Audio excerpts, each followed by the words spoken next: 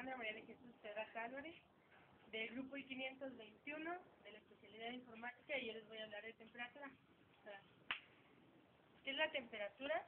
La temperatura es una magnitud que expresa en grado, el grado o el nivel de temperatura del medio ambiente, ¿no? Calor, frío, ya sea de un objeto, del ambiente, etcétera, ¿no? Su unidad de medición internacional es la de grados Kelvin. Bueno, entonces aquí vamos que la temperatura en sí es el movimiento de las moléculas.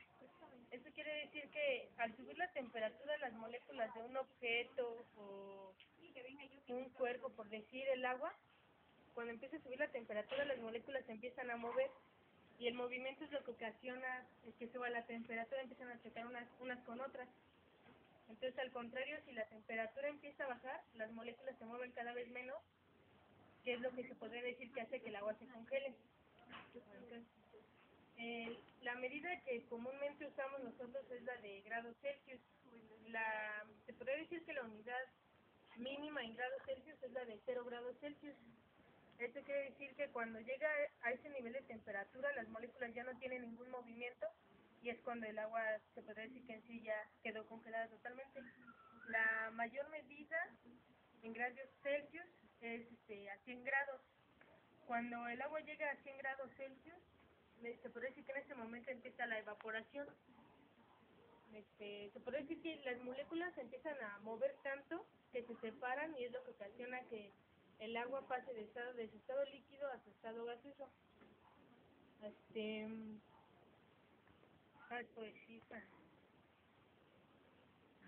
Bueno, para medir la temperatura principalmente se necesita de un termómetro.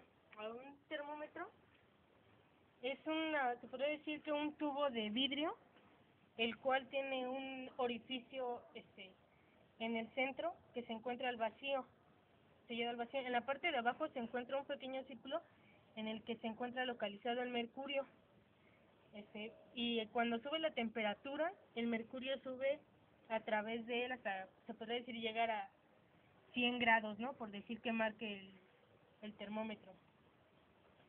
Ahora, ¿por qué el mercurio? Lo que pasa es que el mercurio, bueno, todos los elementos químicos cambian. Entonces lo que sucede es que el mercurio, al subir su temperatura, se empieza a expandir, llega a, no, ¿cómo se dice?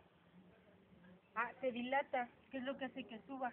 Pero lo malo del termómetro es que cuando la temperatura llega a menos 40 grados Celsius, se podría decir que se congela el mercurio, y es lo que impide que suba de esta parte, y pues se podría decir que ya se vuelve inservible un termómetro. Por favor. La temperatura también se necesita no únicamente de los grados Celsius, sino también de los grados Kelvin y de los grados Fahrenheit. Se fueron llamados así según su inventor o descubridor, ¿no? Ahora, los grados Fahrenheit es muy común que lo usen más que nada en Estados Unidos, ¿no? Aquí en México es más común utilizar los grados Celsius, que se expresa así. Ambos, los de grados Fahrenheit y grados Celsius, se tomaron como base la temperatura mínima de 0 grados. Entonces los dos se podría decir que empiezan de 0.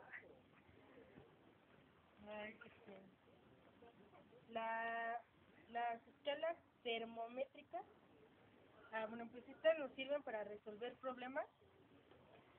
Por ejemplo, si en algún caso nos piden que tomemos la temperatura del agua, pero nos la piden en grados Fahrenheit, pues necesitamos convertirlo, ¿no? Con estas escalas.